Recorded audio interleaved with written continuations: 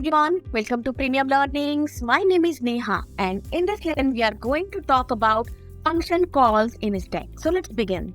Subscribe Premium Learnings YouTube channel and click the bell icon to receive updates about videos for your career growth. See, जब भी हम memory की बात करते हैं तो one portion of memory is occupied by the operating system and remaining memory is divided into multiple sections and उस multiple section में ये सारी चीजें अवेलेबल होती है, लाइक कोड होता है, स्टैटिक ग्लोबल वेरिएबल्स होते हैं, स्टैक एंड हीप। जल्दी से समझ लेते हैं कि इसमें क्या क्या स्टोर होता है। आपको कई बार लगता होगा कि मेमोरी में आखिर क्या क्या सेव हो जाता है, तो ये सारी चीजें इस तरीके से सेव होती है। लाइक कोड सेक्शन में ना फंक्शंस और इंस्ट्रक्शंस रखे जाते हैं और स्टैटिक ग्लोबल वेरिएबल तो आपको पता ही है ऑलरेडी। यहाँ पर उनके लिए एक अलग से स्पेस होता है और स्टैक के लिए अलग स्पेस होता है जहाँ पर फंक्शन कॉल्स और लोकल वेरिएबल्स रखे जाते हैं। यहाँ पर हमें कंसर्न हमारा बहुत ज़्यादा होना चाहिए, ये हमें बहुत अच्छे से समझना है क्योंकि फंक्शन कॉल और लोकल वेरिएबल हमें यहाँ रखना है। और सपोज मुझे डायनामिक मेमोरी एलोकेशन करना है या मेमोरी एक्सटेंशन करना है तो हम वहाँ हीप का यूज़ करते हैं। C++ में हम जहाँ पर मैलॉक और न्यू ऑपरेटर का मैलॉक कैलॉक यूज करते हैं और C++ में न्यू ऑपरेटर यूज करके हम जब मेमोरी एलोकेशन कर रहे होते हैं तो वो एक्चुअली में हीप मेमोरी एलोकेट होता है। नाउ अभी आपने यहाँ देखा कि इंस्ट्रक्शन एंड फंक्शन रखे जाते हैं, तो इंस्ट्रक्शन क्या होते हैं और लोकल वेरिएबल क्या होते हैं वो मैं आपको एक बार समझा दूं। तो यहाँ पर देखो मेन फंक्शन है, यहाँ पर ये जो पोर्शन इसको हम डेटा बोलेंगे और हर एक फंक्शन के अंदर यदि मैंने वेरिएबल डिक्लेयर किया है तो वो लोकल वेरिएबल होता है। और यदि कुछ इंस्ट्रक्शंस डाले तो वो होते हैं ये इंस्ट्रक्शंस है, स्कैनफ और प्रिंटफ का जो भी है। और सपोज मैंने यहाँ पर हेडर फाइल है मेरा, ठीक है, और उसके बाद मैंने यदि कुछ वेरिएबल डिक्लेयर करा है तो वो मेरा होता है ग्लोबल वेरिएबल। और उसका क्या मतलब है, थ्रू आउट द प्रोग्राम मेरे जो है इस ग्लोबल वेरिएबल को मैं कहीं भी एक्सेस कर सकती हूँ। और जबकि ये जो लोकल वेरिएबल है इनका जो इंस्टेंस रहता है वो विद इन अ मेथड रहता है। जैसे कि यहाँ पर ये देखो गलत है, वॉइड मेन के अंदर ही इसका वैल्यू है, मतलब इसकी जो वैल्यू है मैं इसको यही तक एक्सेस कर सकती हूँ, ओपन ब्रैकेट से लेकर क्लोजिंग तक, ठीक है। ये लोकल वेरिएबल है और ये जाकर स्टैक में सेव हो जाता है। यहाँ देखते हैं, जैसे मैंने लिखा वॉइड मेन और एक x10 बनाया तो पता है क्या होता है, ये जैसे लोकल वेरिएबल हो गए या कोई भी फंक्शंस हो गए। एक फंक्शन और बना दो, चलो फंक्शन 1 बनाया मैंने, सपोज के अंदर रख दिया ये, ठीक है। तो क्या होता है, जैसे ये फंक्शन और वेरिएबल्स होते हैं तो स्टैक के अंदर, सपोज ये मेरा स्टैक है और ये स्टैक के अंदर ना एक एक्टिवेशन रिकॉर्ड बनता जाता है। एक्टिवेशन रिकॉर्ड के अंदर डेटा मेरा सेव होता है। तो यहाँ पर फंक्शन 1 है और x10 है, तो सपोज ये एक्टिवेशन रिकॉर्ड बन गया मेरा फंक्शन 1 के लिए और जिसके अंदर वेरिएबल है x10।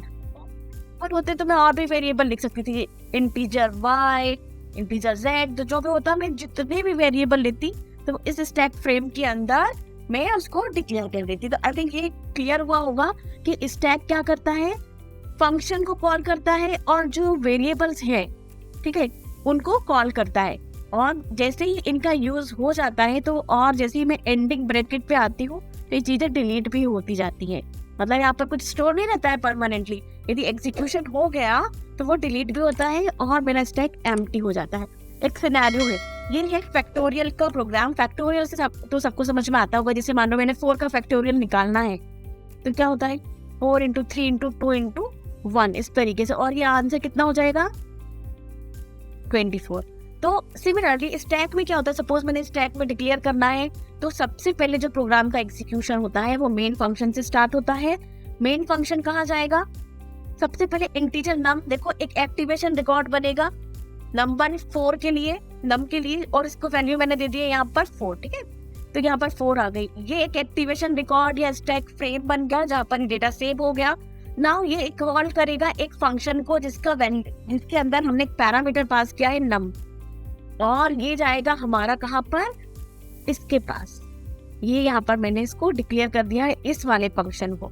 ना ये जो पोर्शन है ना, अब यहाँ पर ध्यान देना है, यहाँ से यहाँ तक का जो पोर्शन है ये एक फंक्शन का है, ठीक है। और ये कब तक चलता रहेगा, जब तक कि n की वैल्यू 0 ना हो जाए।